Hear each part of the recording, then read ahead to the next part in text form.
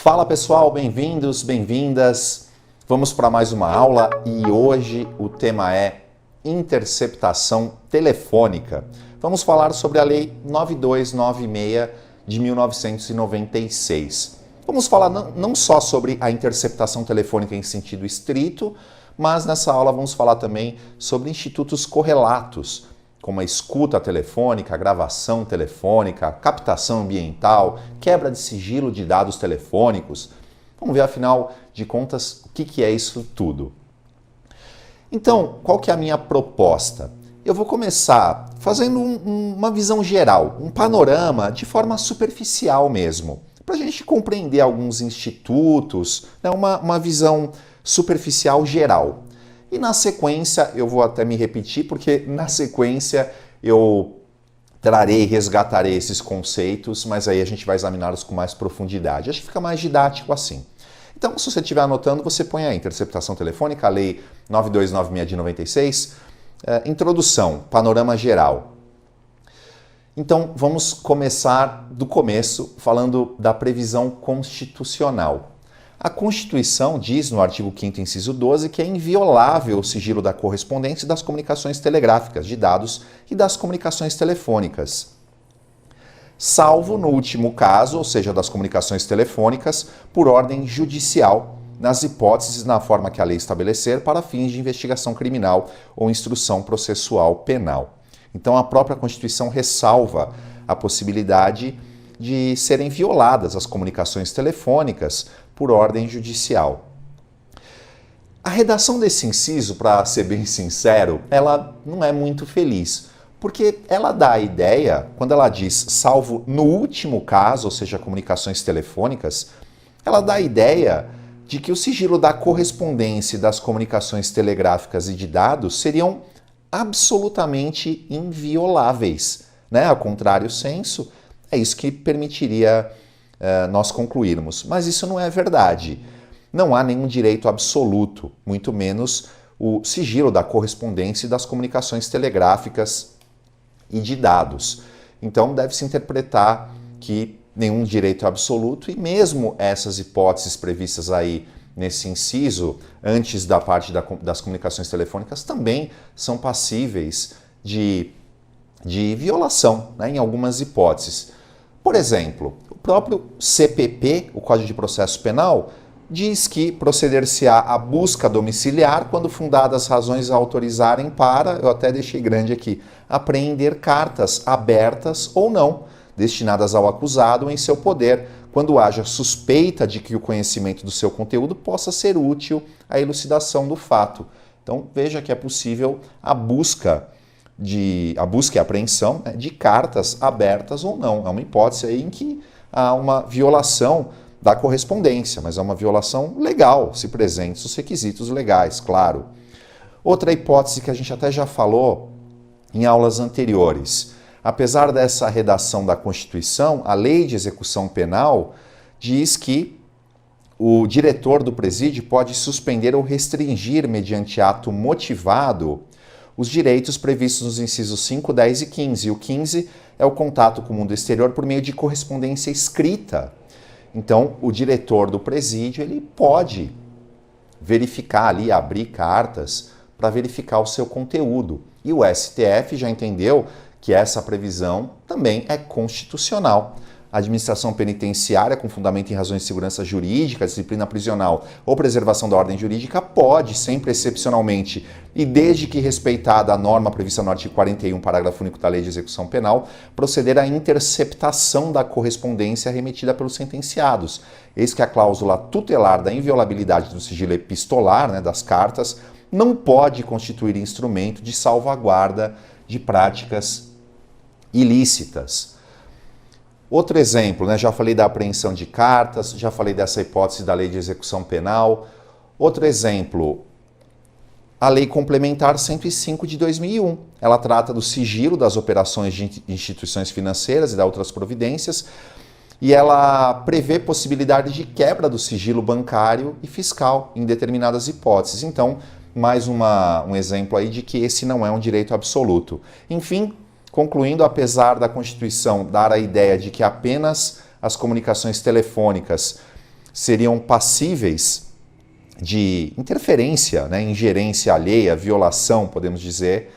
O fato é que o sigilo da correspondência das comunicações telegráficas de dados também é passível de violação, claro, em hipóteses legalmente permitidas, previstas.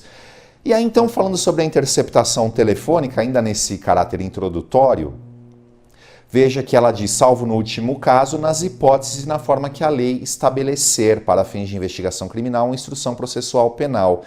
E esse inciso 12, parte final, ele é regulamentado pela Lei de Interceptação Telefônica, a Lei 9296 de 1996. Além dessa previsão constitucional e além da Lei 9296 de 96, a Resolução 59 de 2008 do CNJ disciplina e uniformiza as rotinas visando ao aperfeiçoamento do procedimento de interceptação de comunicações telefônicas e sistemas de informática e telemática nos órgãos do Poder Judiciário, e a Resolução 36 do Conselho Nacional do Ministério Público também dispõe sobre o assunto no âmbito do Ministério Público. E nós poderíamos ainda mencionar a Convenção Americana de Direitos Humanos, que traz uma previsão sobre a proteção da honra e da dignidade. Ninguém pode ser objeto de ingerências arbitrárias ou abusivas em sua vida privada, na de sua família, em seu domicílio ou em sua correspondência, nem de ofensas ilegais à sua honra ou reputação. Toda pessoa tem direito à proteção da lei contra tais ingerências ou tais ofensas. Então, já vimos aí o que diz a Constituição Federal, vimos onde está disciplinada a interceptação telefônica. A lei de interceptação telefônica, ela pode ser, para fins didáticos, dividida em 3 temas, 3 principais pontos. Então, para fins didáticos, né, essa não é uma divisão legal, mas nós podemos dividir essa lei quando ela trata da interceptação telefônica, bem como informática e telemática, está no artigo 1º ao 8º e artigo 9º. A captação ambiental de sinais eletromagnéticos, ópticos ou acústicos, artigo 8º-A, e o artigo 10 e 10A prevê crimes. Temos dois dispositivos aí tratando de crimes, né? O artigo 10 e o 10A. Bom, antes da gente passar para a parte aí do aprofundamento, para a gente já começar entendendo alguns conceitos. Afinal de contas, qual a diferença entre interceptação telefônico-ambiental, escuta telefônico-ambiental e gravação telefônica ou ambiental? Estou querendo focar aqui na diferença entre interceptação, escuta e gravação. Então, a diferença em linha simples é a seguinte: na interceptação ocorre a captação de uma conversa alheia sem conhecimento dos interlocutores. Por exemplo, policial coloca um grampo, entre aspas, né, tem essa expressão, coloca um grampo no telefone para ouvir a conversa de João e Maria. João e Maria não sabem, mas a polícia está ouvindo aquela conversa. É um exemplo de interceptação telefônica. E qual a diferença então entre interceptação e escuta? Na escuta ocorre a captação de uma conversa alheia também, porém com o conhecimento e autorização de um dos interlocutores. Exemplo clássico: o João teve o seu filho sequestrado e ele está conversando com o sequestrador. Porém, o João avisou a polícia e a polícia, com conhecimento e autorização do João, está ouvindo a conversa. É um exemplo de escuta telefônica, a captação de uma conversa alheia com o conhecimento e autorização de um dos interlocutores. E, finalmente, temos a gravação. Pessoal, a gravação, aqui a gente tem um sentido próprio para a gravação, né? Porque a gravação é o registro de qualquer coisa. A rigor, se você pensar num sentido não jurídico, uma interceptação, uma escuta podem ser gravadas. Mas aqui não, quero que você entenda nesse contexto de diferenciar a gravação da interceptação e da escuta. E a gravação é a captação da conversa feita por um dos interlocutores. Então é uma hipótese, na verdade, quando a gente fala em gravação, é uma autogravação. É a gravação por um dos interlocutores sem o conhecimento do outro. Então é uma gravação clandestina, na verdade. Por exemplo, coloco um gravador no meu bolso, Hoje até os celulares fazem isso, né? Coloca um celular aqui, põe lá gravar, né? Aciona o gravador e tem uma conversa com alguém gravando sem a outra pessoa saber. É um exemplo, então, de gravação. E aí, telefônico ambiental. Telefônica é por meio do telefone e ambiental é por outros meios que não o telefone. Então, a gente pode pensar numa interceptação telefônica. Todos os exemplos que eu dei envolviam telefone, né? Podemos pensar numa interceptação ambiental. A polícia instala câmeras com microfone, por exemplo, e capta a conversa de João e Maria. Já não é uma interceptação telefônica, é uma interceptação ambiental, porque está captando uma conversa que não foi por meio do telefone, entenderam? E assim os outros exemplos também. Então, por exemplo, a escuta ambiental, alguém vai com uma escuta propriamente, né, e conversa com alguém e a polícia está ali ouvindo aquela conversa, só que não é por telefone, então é ambiental. E a gravação, a mesma coisa, né? Nós podemos ter aí a gravação telefônica, uma pessoa liga para outra e aciona lá o gravador, então ele está fazendo uma gravação telefônica ou uma gravação ambiental. Foi até o exemplo que eu dei. O sujeito coloca um gravador no bolso e grava a conversa. Como não é por telefone, é ambiental. Entenderam? Então, a gente vai, claro, aprofundar isso, mas só para vocês já saberem a distinção. Próxima questão. Qual a diferença entre interceptação telefônica e quebra de sigilo de dados telefônicos? Bom, a interceptação telefônica é a captação da conversa alheia. Então, diz respeito a uma captação do conteúdo da conversa. Você capta o que as pessoas estão conversando, o conteúdo. Já a quebra de sigilo de dados telefônicos corresponde à obtenção de registros existentes na companhia telefônica sobre ligações feitas pela pessoa, dados cadastrais dessa pessoa, a data da chamada, o horário da chamada, o número do telefone que foi chamado, a duração da conversa, esse tipo de informação. Então veja que a violação à intimidade é menor na quebra de sigilo de dados telefônicos. A quebra de sigilo seria como você poder olhar a conta telefônica da pessoa. Eu só não acho esse um exemplo tão bom, porque a conta telefônica, ela não discrimina tudo isso, né? Às vezes vem lá genérico, usou o telefone X minutos. Mas se a conta telefônica fosse como deveria ser, na minha opinião, que discriminasse todas as ligações que você fez, o número e tal, se aproximaria bem de uma quebra de sigilo de dados telefônicos. Mas então ficou bem clara a diferença, né? Na interceptação, nós temos a captação do conteúdo da conversa e na quebra de sigilo de dados telefônicos, nós temos informações da companhia telefônica, como o número chamado, o horário, a data, a duração da chamada, dados do assinante, esse tipo de informação, mas não o conteúdo da conversa. Feitas essas considerações, nós agora já estamos mais preparados para examinar de modo aprofundado cada um desses institutos. Então vamos começar falando sobre a interceptação telefônica. A interceptação telefônica, como havíamos dito, é a captação de uma conversa telefônica mantida entre duas ou mais pessoas, feita por um terceiro, sem conhecimento dos interlocutores. Por exemplo, a polícia instala um grampo, entre aspas, né, no telefone e capta a conversa de João e Maria sem João e Maria saberem. A interceptação telefônica indiscutivelmente está disciplinada na Lei 9296 de 96 e lá teremos todas as regras. Então, o artigo 1º diz a interceptação de comunicações telefônicas, não deixando qualquer dúvida de que a interceptação está disciplinada na lei. Bom, em seguida, nós temos a escuta telefônica. A escuta telefônica é a captação de uma conversa telefônica mantida entre duas ou mais pessoas feita por um terceiro, porém, com a ciência e autorização de um dos interlocutores. Em suma, duas pessoas conversam e existe um terceiro ali que está captando essa conversa e um desses interlocutores sabe, ele tem ciência dessa escuta e autoriza que ela ocorra. Por exemplo, João trata com um sequestrador e a polícia está ali escutando a conversa com conhecimento e autorização do João. Essa é a escuta telefônica. Vem a questão, a escuta telefônica está compreendida pelo artigo 1º da Lei de Interceptação Telefônica? Porque a interceptação em sentido estrito, claro que está incluída, mas e a escuta telefônica? E aqui, pessoal, nós temos duas correntes. Uma primeira corrente entende que sim, que quando a lei fala em interceptação de comunicações telefônicas, está abrangendo a interceptação telefônica em sentido estrito e também a escuta telefônica.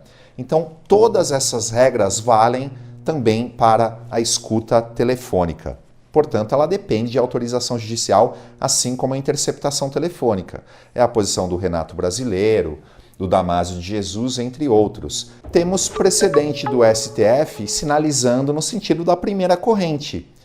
Veja, escuta gravada da comunicação telefônica com um terceiro, que conteria evidência de quadrilha que integrariam. Ilicitude nas circunstâncias com relação a ambos os interlocutores. A hipótese não configura a gravação da conversa telefônica própria por um dos interlocutores, mas sim escuta e gravação por terceiro da comunicação telefônica alheia, ainda que com a ciência ou mesmo a cooperação de um dos interlocutores. Essa última, dada a intervenção de terceiro, se compreende no âmbito da garantia constitucional do sigilo das comunicações telefônicas e o seu registro só se admitirá como prova se realizada mediante prévia e regular autorização judicial. Então, para essa primeira corrente, a escuta telefônica está compreendida no conceito de interceptação telefônica, regulada, portanto, pela Lei 9296 de 96. Mas nós temos uma outra corrente que entende que não. A escuta telefônica não está compreendida pelo artigo 1º da Lei de Interceptação Telefônica. É a posição do NUT, entre outros. Se a conversa não tiver caráter sigiloso para ele, é possível que um dos interlocutores autorize terceiro a ouvir o diálogo. Não há que se falar em interceptação, pois existe permissão de um dos interlocutores para que terceiro tome conhecimento do que se fala. De fato, a violação à intimidade da escuta, na escuta telefônica, é menor, né? Porque pensa, a interceptação, alguém está captando a conversa sem conhecimento de nenhum dos interlocutores. Na escuta, um dos interlocutores sabe e autoriza. Então, a violação à intimidade é menor. Por isso, até parte da doutrina entende que ela não está inserida no conceito de interceptação telefônica e pode ser realizada mesmo sem autorização judicial para o NUT, desde que não tenha caráter sigiloso. Temos precedente do STJ nessa linha. A interceptação telefônica é a captação de conversa feita por um terceiro sem conhecimento dos interlocutores, que depende de ordem judicial. A escuta telefônica é a captação de conversa feita por um terceiro com o conhecimento de apenas um dos interlocutores. Aqui ele está dando uma aula, né? E a gravação telefônica é feita por um dos interlocutores do diálogo sem o consentimento à ciência do outro. A escuta, que é o que nós estamos estudando aqui, e a gravação telefônicas, por não constituírem interceptação telefônica em sentido estrito, não estão sujeitas à Lei 9296 de 96, podendo ser utilizadas, a depender do caso concreto, como prova no processo. Então, temos aí precedente nesse sentido. Um outro precedente que eu gostaria de trazer para vocês é que o STF já considerou inválida a escuta telefônica numa hipótese em que o investigado ele foi obrigado pela polícia a dar um play no áudio ali do celular dele, e aí a polícia ouviu em viva voz uma conversa na qual ele assumiu a prática do crime, né? Então vamos imaginar, o João é investigado, ele foi pego pela polícia, aí ele estava com o celular, a polícia falou, não, dá play aí nessa conversa, aí nesse áudio. Aí ele foi lá, foi obrigado a fazer isso, e no áudio tinha ele falando, então, de fato, traz a droga para cá. E o STJ entendeu que essa prova era ilícita, inválida. Mas aí o argumento, a meu ver, não tem nem tanto a ver com essa questão de tal ou não abrangida pela Lei 9296 de 96, mas sim pelo fato de que houve violação ao princípio do nemo tenetur sede tegere, né? Porque o sujeito acabou sendo compelido a produzir prova contra si mesmo. Então, a meu ver, a questão não se encerra, não envolve nem isso que a gente está examinando aqui. Eu trouxe até o julgado para vocês verem. No caso presente, embora nada de ilícito houvesse sido encontrado em poder do acusado, a prova da traficância foi obtida em flagrante violação ao direito constitucional à não autoincriminação, uma vez que aquele foi compelido a reproduzir contra si conversa travada com terceira pessoa pelo sistema Viva Voz do celular, que conduziu os policiais à sua residência e culminou com a arrecadação de todo o material estupefaciente em questão. Então veja que está mais ligada a violação ao nemo tenetur sede tegere do que é uma questão aqui dessa lei, né? Pois bem, então já falamos aí sobre a interceptação, vimos que está abrangida na lei, vimos que a escuta, há controvérsia se está ou não. Vamos então agora examinar a lei 9296 de 96 no que diz respeito à interceptação telefônica, sabendo então que para a parte da doutrina, tudo isso que a gente vai falar abrange também a escuta telefônica. Então, o artigo 1º, ele fala que a interceptação de comunicações telefônicas, como nós vimos, para alguns abrange a escuta, para outros não. E veja que essa lei ela não trata só da interceptação de comunicações telefônicas, mas ela abrange também a interceptação do fluxo de comunicações em sistemas de informática e telemática. Porque, de fato, se vocês analisarem, hoje em dia, poucas conversas, principalmente no Brasil, né, que é um dos países em que o WhatsApp mais pegou, pelo que eu leio, poucas conversas são mantidas por telefone mesmo, de você ligar e falar. Hoje muito se usa esses aplicativos, como o WhatsApp, entre outros. Então, essa violação de comunicações telefônicas, né, essa disciplina sobre a interceptação de comunicações telefônicas, ela abrange também a interceptação informática e telemática. Embora haja posição minoritária, a exemplo do Vicente Greco Filho, no sentido de que essa parte é inconstitucional, porque ele se pega naquela letra da Constituição que diz que somente as comunicações telefônicas seriam passíveis de violação por ordem judicial. Então ele considera que essa parte é inconstitucional, mas é uma posição minoritária. A ampla maioria da doutrina, como o NUT, o brasileiro, entre muitos outros, consideram que é perfeitamente válido. E aí vem uma questão. Violação de conversas armazenadas em telefone celular. Por exemplo, o WhatsApp, a gente tem o Direct, né, do Instagram, o Messenger do Facebook. Precisa de autorização judicial para isso? Se a polícia apreende um telefone celular, precisa de autorização judicial ou a polícia apreendeu o celular, com isso ela está apta a compulsar o conteúdo do celular? Nós temos um precedente mais antigo do STF no sentido de que a polícia pode compulsar ali o conteúdo do celular sem autorização judicial. É um julgado de 2012, porém se refere a um caso de 2004. Embora aqui eu está indo aí no seu material, mas é esse o conteúdo. Eles entendem que ao proceder à pesquisa na agenda eletrônica dos aparelhos devidamente apreendidos, a autoridade policial, cumprindo seu mistério, buscou unicamente colher elementos de informação hábeis a esclarecer a autoria e a materialidade do delito. Considerou então que isso era válido, sem autorização judicial. Veja, porém, que esse é um julgado de 2004, é uma época que os celulares nem estavam conectados à internet, né? Não era como hoje. Então, embora tenhamos esse precedente no sentido de que a polícia pode compulsar o conteúdo do telefone celular sem autorização judicial, é um julgado antigo. O STJ tem vários julgados mais recentes e em todos eles o STJ entende que para devassar o conteúdo dessas comunicações eletrônicas do celular é preciso autorização judicial, porque não deixa de ser uma violação da comunicação telefônica, né? Então a comunicação telefônica abrange hoje não só a conversa do telefone, mas também essas conversas travadas por esses aplicativos todos. Nesse sentido, ambas as turmas da terceira sessão do STJ já se manifestaram que é ilícita a prova obtida pelo acesso direto dos agentes policiais, sem prévia autorização judicial, a mensagens de texto SMS, conversas mantidas por meio de aplicativos, como é o caso do WhatsApp, ou mensagens trocadas por correio eletrônico e registradas em aparelho celular. Então é preciso autorização judicial específica. Embora haja precedente do STJ no sentido de que se há um mandado judicial de busca e apreensão de um aparelho celular, está implícita aí a autorização para que se analise o conteúdo desse celular, né, as conversas ali arquivadas. Então, nesse sentido, determinada judicialmente a busca e apreensão de telefone celular ou smartphone, é lícito o acesso aos dados armazenados no aparelho apreendido, notadamente quando a referida decisão o tenha expressamente autorizado.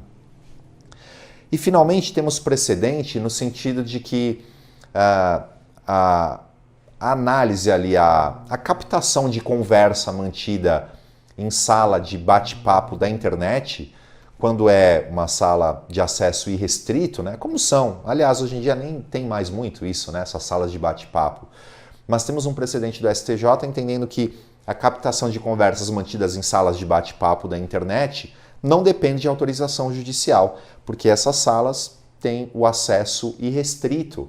Nesse sentido, a conversa realizada em sala de bate-papo da internet não está amparada pelo sigilo das comunicações, pois o ambiente virtual é de acesso irrestrito e destinado a conversas informais.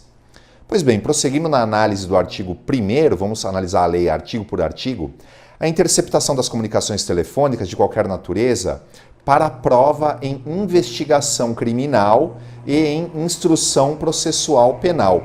Então é possível a interceptação para investigação criminal, abrange não só o inquérito, mas outras formas de investigação, a exemplo da investigação conduzida pelo Ministério Público. E em instrução processual penal, somente nesses casos. Embora a interceptação seja possível para a prova somente em investigação criminal e em instrução processual penal, a jurisprudência, de modo geral, tem admitido que o resultado da interceptação possa ser utilizado em processos diversos, como prova emprestada. Então, por exemplo, há precedentes admitindo a utilização do resultado da interceptação para instruir um procedimento administrativo disciplinar. Veja lá, o STJ tem acolhido a legitimidade do uso excepcional de interceptação telefônica em processo disciplinar, desde que seja também observado no âmbito administrativo o devido processo legal, respeitados os princípios constitucionais do contraditório e ampla defesa, bem como haja expressa autorização do juízo criminal, responsável pela preservação do sigilo de tal prova, de sua remessa e utilização pela administração. Então, tem-se entendido que é possível a utilização como prova emprestada, fora do ambiente criminal. Em sentido contrário, temos a posição minoritária do Vicente Greco Filho, considerando que a interceptação somente pode ser utilizada para investigação criminal e processo penal. Não pode ser utilizada para outros fins, nem mesmo como prova emprestada. Mas é uma posição minoritária, ressalto. E dependerá de ordem do juiz competente da ação principal. Então temos aí a cláusula de reserva de jurisdição, somente por ordem judicial pode ocorrer a interceptação telefônica. E, aliás, essa interceptação ela deve ocorrer mediante prévia autorização judicial. A autorização não pode vir depois de feita a interceptação. Essa interceptação, se feita sem autorização judicial, ela é inválida, ainda que algum dos interlocutores concorde com ela a posteriori. Sempre precisa haver prévia autorização judicial. Não é válida a interceptação realizada sem prévia autorização judicial, ainda que haja posterior consentimento de um dos interlocutores para ser tratada como escuta telefônica e utilizada como prova em processo penal. Não é possível. Bom, em seguida, temos a questão da competência. O magistrado competente para analisar a interceptação telefônica é aquele competente para fiscalizar o andamento do inquérito policial, determinando as medidas jurisdicionais urgentes. Se tivermos aí a figura do juiz de garantias implementada durante a investigação, será o juiz de garantias que determinará a interceptação telefônica. Observe que nós aplicamos aqui a chamada teoria do juízo aparente. O juízo competente é aquele que, diante das provas até então produzidas, era o competente para aquele processo, para aquela investigação, né? Então, de acordo com a teoria do juízo aparente, é competente o juiz que deve ser considerado como tal diante das provas até então produzidas. Se no curso, em razão das investigações, sobrevier a informação de que se trata de um crime de competência diversa daquele que determinou a interceptação telefônica, não tem problema nenhum. Depois essa interceptação será remetida ao juiz competente. Eu vou dar 2 exemplos para isso ficar mais claro. Vamos imaginar que tudo indica que é um crime de competência da Justiça Estadual, que está sendo investigado. O juiz estadual determina a interceptação telefônica e, por conta da interceptação, descobre-se elementos ali que fazem com que esse se torne um crime de competência da Justiça Federal. Essa interceptação telefônica ela é válida, porque, por conta da teoria do juízo aparente, foi decretada pelo juiz que até então parecia o competente para decretar tal medida. E aí, então, vindo essa informação de que o crime é de competência da Justiça Federal, o juiz estadual determinará a remessa para o juiz federal, que prosseguirá dali para frente. O mesmo vale no tocante a autoridades com foro por prerrogativa de função. Vamos imaginar que um juiz de primeira instância determine uma interceptação telefônica contra o João e aí vem essa interceptação e se descobre que tem alguém, alguma autoridade detentora de foro especial envolvida no crime. Por exemplo, um deputado federal. O juiz, então, de primeira instância, que determinou a interceptação telefônica, com essa informação, determinará a remessa dessa investigação para o órgão jurisdicional competente, para o STF, por exemplo. Entenderam? Nesse sentido, então, tem-se no artigo 1º da Lei 9296 de 96 que a interceptação telefônica de qualquer natureza para a prova de investigação criminal e instrução processual penal observará o disposto nessa lei e dependerá da ordem do juiz competente da ação principal, sob segredo de justiça. Tal regra não impede, entretanto, o deferimento de autorização de referida diligência por juízo diverso daquele que veio a julgar a ação penal, quando concedida ainda no curso das investigações criminais. Pode ocorrer, então, como nos exemplos que eu dei, essa troca de juiz. E ainda, no tocante ao exemplo que eu dei da interceptação na qual se descobre que há envolvimento de um agente detentor de foro por prerrogativa de função, observe que essa remessa para o órgão jurisdicional competente, ela somente ocorrerá se houver informações de que há efetivo envolvimento dessa autoridade detentora do foro por prerrogativa de função na prática de crimes. Não basta uma mera menção a um agente detentor de foro por prerrogativa de função para provocar o deslocamento de competência. Nesse sentido, a mera menção, a simples menção do nome de autoridades em conversas captadas mediante interceptação telefônica não tem o condão de firmar a competência por prerrogativa de foro, sendo indispensável analisar se há indícios efetivos de participação de autoridades em condutas criminosas. Bom, diante do horário, vamos deixar para prosseguir na análise da Lei 9296 de 96 no próximo bloco. Até daqui a pouco. Tchau. Olá.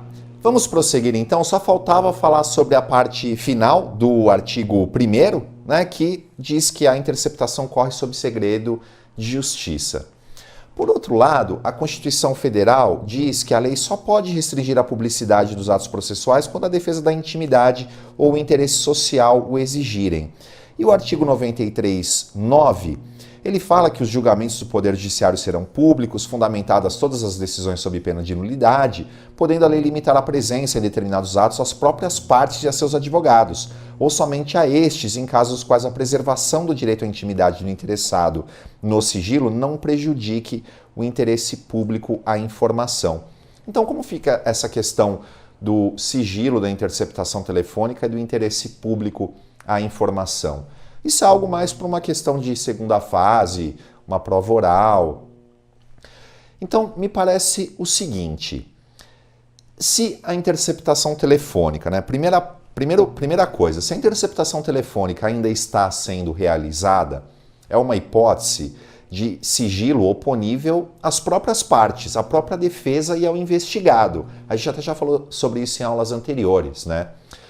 Afinal de contas, o segredo aí é essencial ao bom funcionamento, né, da própria interceptação telefônica. Porque se o investigado souber que o telefone dele está sendo interceptado, ele não vai falar nada comprometedor, não faria nem sentido em realizar a interceptação.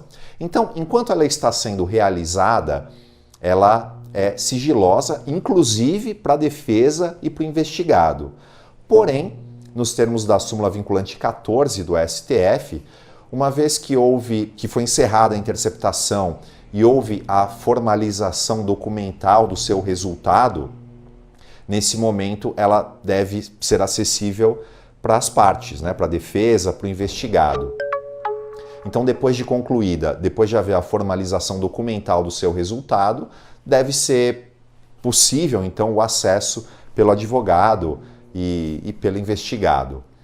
Mas e para o público em geral? Quando que essa publicidade vai ocorrer? Ela vai ocorrer ou não? Parece-me que a solução na linha do que ensina o professor Guilherme de Souza Nucci está em verificarmos se o próprio processo corre sob segredo de justiça ou não. Um processo, por exemplo, de estupro de vulnerável correndo sob segredo de justiça. Nesse caso, esse conteúdo da interceptação permanecerá sob segredo de justiça e não vai ser divulgado para ninguém, né? O próprio processo está correndo em sigilo, sob segredo de justiça.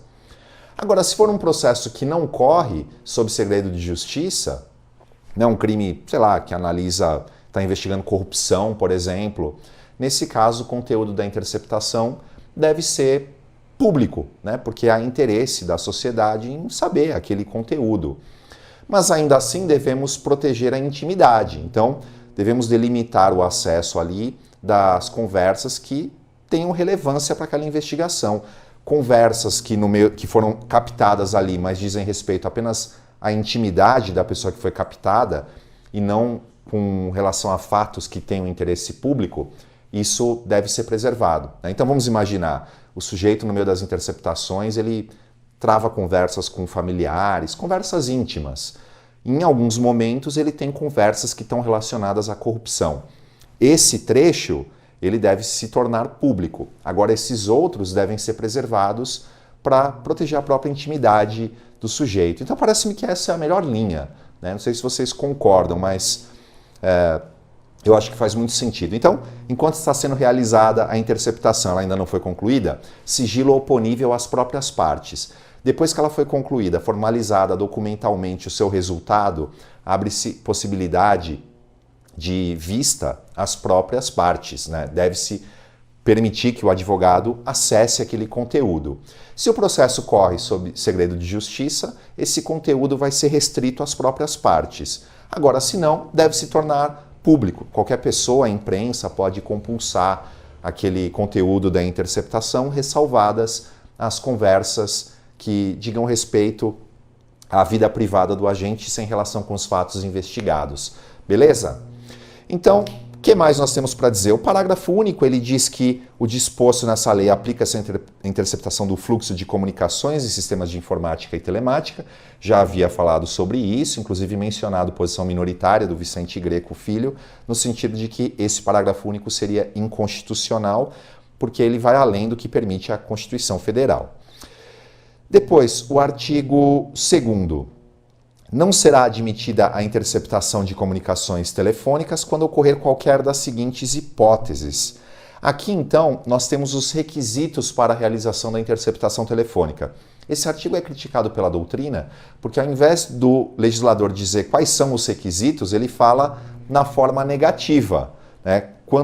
Então, não será admitida quando ocorrer. Então, a gente tem que fazer um esforço aí de interpretação para entender quando é admitida a interceptação.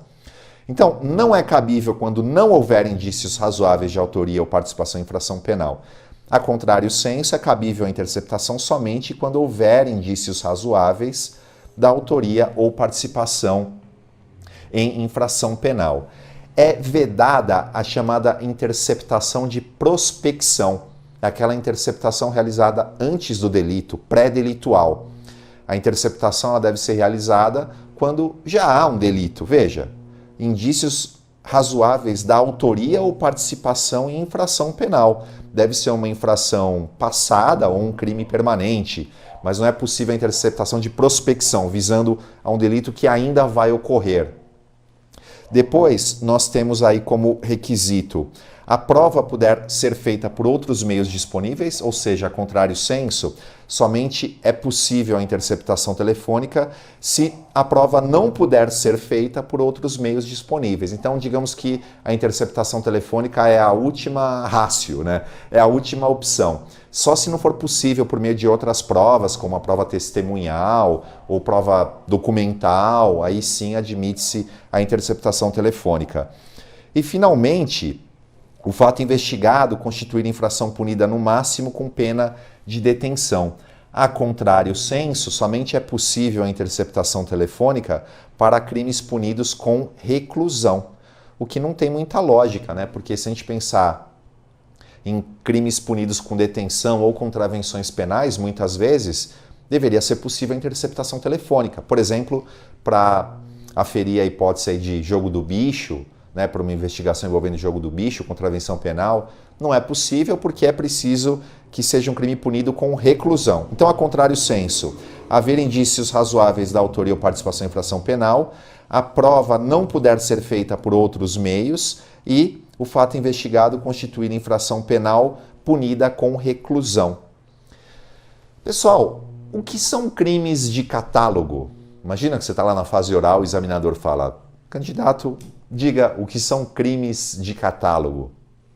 Crimes de catálogo são aqueles em relação aos quais pode ser decretada a interceptação telefônica. Em outras palavras, são os crimes punidos com reclusão, nos termos do inciso 3. Então, crime de catálogo é aquele que admite a interceptação das comunicações telefônicas. Vamos falar agora sobre a teoria do encontro fortuito ou serendipidade. Essa palavra serendipidade significa encontrar coisas ao acaso, encontrar coisas que não estavam sendo procuradas. Então, imagine que está havendo uma interceptação telefônica para investigar um crime de homicídio. E ao longo da interceptação telefônica se descobre a prática de outros crimes, apenados, quiçá, com pena de detenção. Ou então está havendo uma investigação com relação a João, ao longo da interceptação se descobre a participação de Maria. Esses elementos colhidos durante a interceptação telefônica, que não estavam inseridos nessa investigação inicial em relação a outros fatos, em relação a outras pessoas, são válidos ou não? Existe uma primeira corrente que entende que eles são válidos desde que haja conexão ou continência com o crime investigado. Então, o crime achado, esses elementos probatórios em relação ao crime achado, são válidos desde que haja conexão ou continência com o crime originariamente investigado. Temos precedente do STF nesse sentido. Uma vez realizada a interceptação telefônica de forma fundamentada, legal e legítima, as informações e provas coletadas dessa diligência podem subsidiar denúncia com base em crimes puníveis com pena de detenção, desde que conexos aos primeiros tipos penais que justificaram a interceptação. Então, nessa primeira linha, diz que é necessária conexão ou continência. Porém, temos vários julgados do STJ entendendo que esses elementos probatórios são válidos independentemente de conexão ou continência. Nesse sentido, é cediço no STJ que descabe-se falar em nulidade das provas quando obtidas a partir de interceptação telefônica, realizada em fase inquisitorial de investigação de crime punido com pena de reclusão, em que se obtém encontro fortuito de provas de outros delitos, punidos com pena de detenção. No mesmo sentido, a jurisprudência do STJ é firme no sentido da adoção da teoria do encontro fortuito ou casual de provas, serendipidade. Segundo essa teoria, independentemente da ocorrência da identidade de investigados ou réus, consideram-se válidas as provas encontradas casualmente pelos agentes da persecução penal, relativas à infração penal até então desconhecida, por ocasião do cumprimento de medidas de obtenção de prova de outro delito regularmente autorizadas, ainda que inexista conexão ou continência com o crime supervenientemente encontrado e este não cumpra os requisitos autorizadores da medida probatória, desde que não haja desvio de finalidade na execução do meio de obtenção de prova. Então, nós temos aí as duas posições, exigindo conexão ou continência ou dispensando conexão ou continência. Alguns autores fazem uma distinção. Eles chamam de serendipidade de primeiro grau quando há conexão ou continência com o crime investigado, e serendipidade de segundo grau quando não há conexão ou continência com o crime investigado. Prosseguindo na análise do artigo 2º, vimos os requisitos. Parágrafo único, em qualquer hipótese deve ser descrita com clareza a situação objeto da investigação, inclusive com a indicação e qualificação dos investigados, salvo impossibilidade manifesta devidamente justificada. Então é uma necessidade aí de motivação, né, do decreto da interceptação telefônica. O artigo 3º diz que a interceptação das comunicações telefônicas poderá ser determinada pelo juiz de ofício ou a requerimento da autoridade policial na investigação criminal, do representante do Ministério Público na investigação criminal e na instrução processual penal. Bom, o que nós temos para dizer aqui? O juiz pode decretar a interceptação telefônica de ofício? O Guilherme Nucci, no livro dele, não faz nenhuma ressalva. Ele diz que sim, com base na busca da verdade real. A meu ver, não é possível mais o juiz decretar interceptação telefônica de ofício, porque a Lei 13.964 de 2019, né, a lei oriunda do pacote anticrime, ela buscou reforçar o sistema acusatório e, como nós vimos anteriormente, retirou a possibilidade do juiz decretar medidas cautelares de ofício, decretar prisão preventiva de ofício, e parece-me que esse reforço do sistema acusatório, ele também retira a possibilidade do juiz decretar a interceptação telefônica de ofício, né, se fizermos aí uma interpretação sistemática. Mas ressalvo aí a posição do Nucci, que diz que sim, com base na busca da verdade. Também, como eu disse, a autoridade policial na investigação, o representante do Ministério Público na investigação e instrução processual penal. Aliás, o representante do Ministério Público, ele pode pedir a interceptação telefônica para o juiz até mesmo numa investigação que ele próprio esteja conduzindo. Não precisa ser necessariamente no bojo de um inquérito policial, né? Até um procedimento investigatório do próprio Ministério Público pode ser pedida ao juiz a interceptação telefônica. Como aqui fala em representante do Ministério Público, deve-se incluir por analogia o querelante na ação privada. Em se tratando de ação privada, também o querelante. O Nucci acrescenta ainda entre os legitimados para pedirem a interceptação telefônica ao juiz o assistente de acusação e a própria defesa. Para o Nucci, esses dois poderiam fazer o pedido ao juiz. A defesa poderia pedir, por exemplo, a interceptação em relação a uma terceira pessoa, e a partir daí poderiam ser colhidos elementos que favoreceriam, né, o investigado. Outros autores, como Vicente Greco Filho, entendem que não. Como a lei não prevê o assistente de acusação e a defesa, eles não são legitimados para fazerem o pedido ao juiz. No máximo, eles poderiam instar o Ministério Público ou a autoridade policial, que são legitimados, e esses é quem fariam o pedido ao juiz.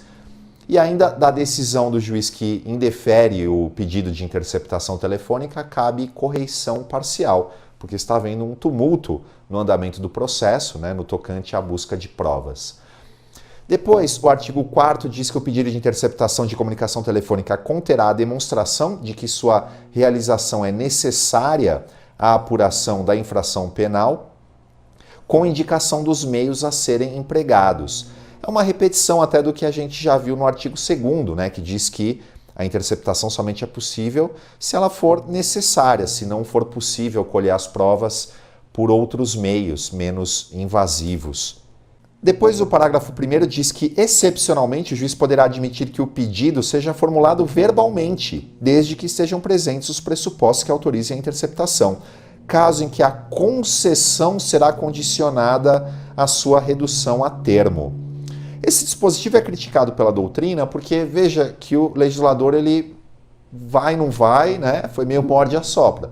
Porque ele começa falando que pode ser feito o pedido verbalmente. Você fala, opa, vai ser algo célere. Mas aí depois ele diz que a concessão será condicionada à redução a termo. Então, qual é o sentido aí? Essa celeridade acabar não havendo, parece-me, né? É algo meio, né, sem eficácia. Depois do parágrafo 2º, o juiz, no prazo máximo de 24 horas, decidirá sobre o pedido. Veja que, normalmente, na linha do que diz o artigo 800, inciso 2 do CPP, o prazo para proferir decisão interlocutória simples é de 5 dias. Mas aqui não, né? Como é urgente, o prazo é de 24 horas. Artigo 5º, a decisão será fundamentada sob pena de nulidade. Nos termos do 93, inciso 9 da Constituição Federal, os atos do Poder Judiciário devem ser fundamentados. Então, nenhuma novidade aí nessa previsão. Indicando também a forma de execução da medida. Então, deve a decisão descrever, por exemplo, quais vão ser os telefones interceptados, na medida do possível, os nomes dos investigados. Tudo isso deve constar na decisão. Que não poderá exceder o prazo de 15 dias, renovável por igual tempo, uma vez comprovada a indispensabilidade do meio de prova. Então nós temos aí 15 dias. E vem a pergunta: quantas prorrogações são possíveis? Temos 3 correntes principais, né? A primeira, embora minoritária, ela diz que é 15 dias, renovável por mais 15, renovável por igual tempo. Então, 15 dias mais 15 dias e acabou, totalizando 30. Uma segunda corrente diz que o prazo máximo, considerando aí as prorrogações, é de 60 dias, com base na Constituição Federal, quando trata do estado de defesa, diz que as restrições aos direitos do sigilo de comunicação telegráfica e telefônica não poderá ser superior a 30 dias, podendo ser prorrogado uma vez. Como no estado de defesa essa restrição pode durar no máximo 60 dias, com mais razão, fora do estado de defesa, o limite máximo de duração de uma interceptação telefônica é de 60 dias. E a terceira corrente é a corrente majoritária, que você deve marcar aí numa prova de primeira fase. Entende que o prazo é de 15 dias e esse prazo é renovável sucessivas vezes, indefinidamente, enquanto a interceptação telefônica for necessária. Não há um limite máximo. Nesse sentido, nos termos do artigo 5º, 12 da Constituição, a interceptação dependerá de ordem judicial, que, de acordo com o artigo 1º, deverá ser expedida pelo juiz competente em decisão motivada, que demonstre sua conveniência e indispensabilidade. Há possibilidade de sucessivas renovações dentro do prazo legal, sempre precedidas de novas e fundamentadas decisões judiciais que apontem a presença dos requisitos legais e a manutenção da indispensabilidade desse meio de prova, inclusive com a referência à permanência das razões inicialmente legitimadoras da interceptação. STJ, na mesma linha, 15 dias para a realização das interceptações telefônicas, bem assim quanto a renovação.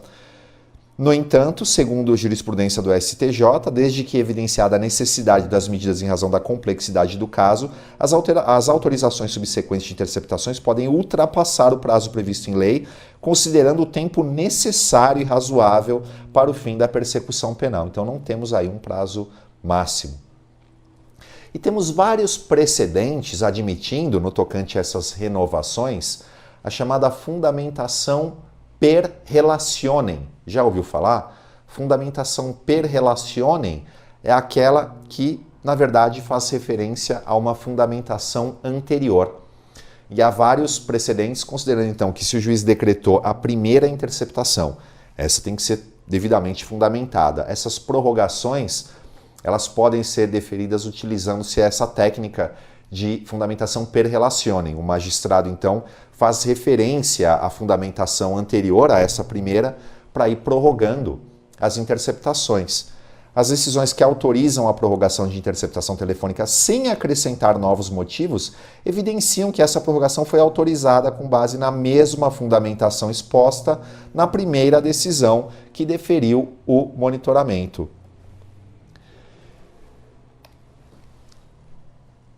É firme a jurisprudência desta corte de que a prorrogação da interceptação telefônica não está limitada a apenas um período, mas pode ocorrer por mais vezes, bastando que haja fundamentação. A fundamentação per relacionem, indevidamente justificada pelo magistrado de primeiro grau diante do caso concreto, constitui medida de economia processual e não malfere os princípios do juiz natural e da fundamentação das decisões. Vale apontar, pessoal, que o juiz que decreta a interceptação telefônica, ele se torna prevento para aquela ação penal. A gente até falou sobre prevenção, acho que eu dei esse exemplo, né? Então, o juiz que decreta a interceptação telefônica, ele se torna prevento para a ação penal. Nesse sentido aí, julgado do STF e julgado também do STJ nessa linha. Vai aí no seu material para você dar uma lida, mas basicamente esses dois estão consignando que o juiz se torna prevento. Claro que, se vingar a figura do juiz de garantias, a gente viu que o juiz de garantias vai atuar na fase da investigação, depois ele sai de jogo e entra o juiz da instrução, né? Veja lá na aula de juiz de garantias. Aí nesse caso não vai haver prevenção, porque o juiz de garantias, ele ao contrário, ele está impedido, depois do recebimento da denúncia, para atuar naquela causa, né? Aqui é uma visão considerando que ainda não há o juiz de garantias. O artigo 6º, deferido o pedido, a autoridade policial conduzirá os procedimentos de interceptação. Em princípio, quem deve conduzir esses procedimentos de interceptação seria a Polícia Civil, né, que é a Polícia Judiciária. Porém, temos vários precedentes autorizando, por exemplo, que seja conduzida pela Polícia Militar, com acompanhamento pelo Ministério Público. Então, embora num primeiro momento a gente entenda que essa condução seja cabível à Polícia Civil, temos precedentes no sentido de que é possível a Polícia Militar. Os tribunais superiores firmaram um entendimento no sentido de que não se pode interpretar restritivamente o artigo 6º, de modo que se admite que o Ministério Público e agentes da Polícia Militar acompanhem a interceptação telefônica. A monitoração dos terminais telefônicos por agentes da Polícia Militar, os quais também elaboraram o relatório final dos trabalhos investigativos, não constitui nulidade, dando ciência ao Ministério Público que poderá acompanhar a sua realização. Então, a ciência ao Ministério Público deve ocorrer e aqui diz que poderá acompanhar a sua realização, dá a ideia de que esse acompanhamento é facultativo. Mas na prática o Ministério Público sempre acompanha o andamento ainda da interceptação telefônica. No caso de a diligência possibilitar a gravação da comunicação interceptada, será determinada a sua transcrição. Então, no caso de a diligência possibilitar a gravação da comunicação interceptada, dá a ideia de que a gravação é uma faculdade. Porém, o NUT, ele critica esse dispositivo porque ele fala, olha, se a interceptação não for gravada, como ela vai ser usada como prova? Um policial vai ouvir a interceptação e vai falar testemunhalmente, né? Ele vai declarar verbalmente o que ele ouviu, mas aí o contraditório fica prejudicado, né? O policial vai falar, eu ouvi a interceptação e ele confessou.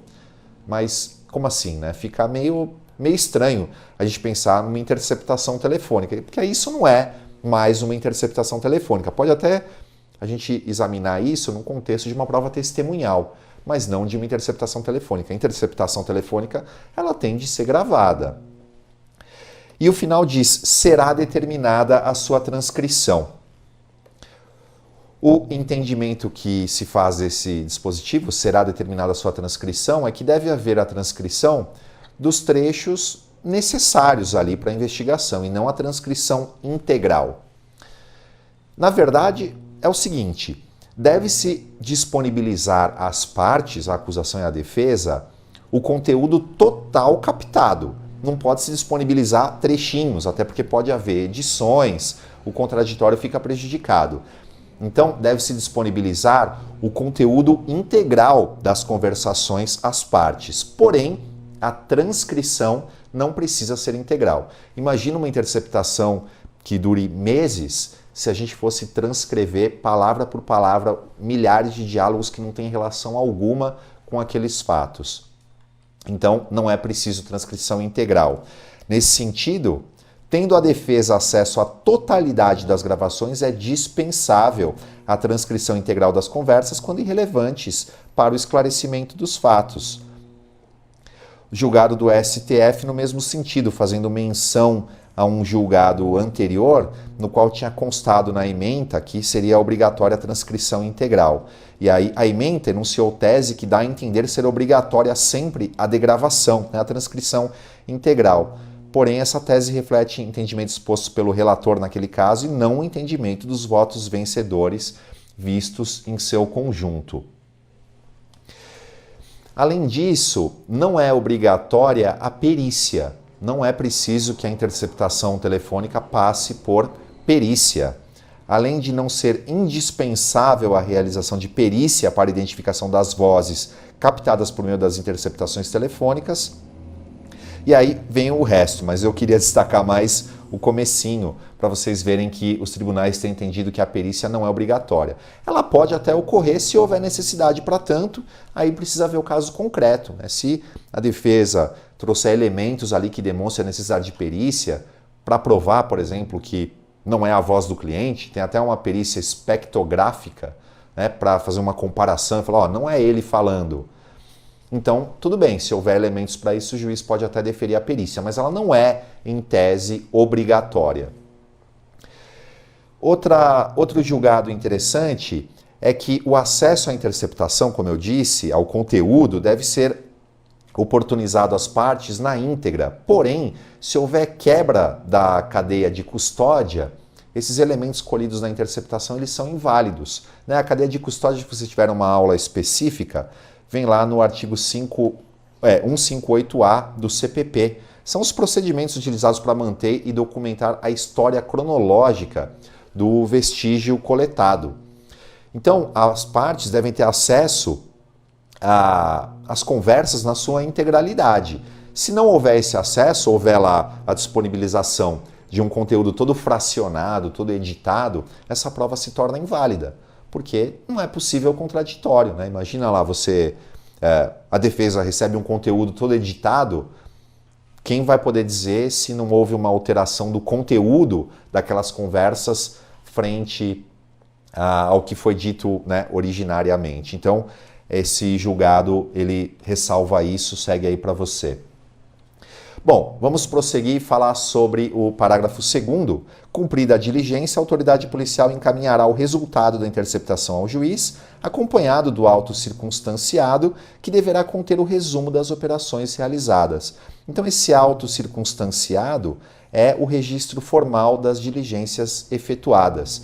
É semelhante ao relatório da autoridade policial no final do inquérito, né? Então, vai relatar ali o que foi realizado. Recebidos esses elementos, o juiz determinará a providência do artigo 8º, ciente o Ministério Público. A gente vai ver daqui a pouco o artigo 8º, mas ele diz que o material colhido deve ser encartado em autos apartados dos principais.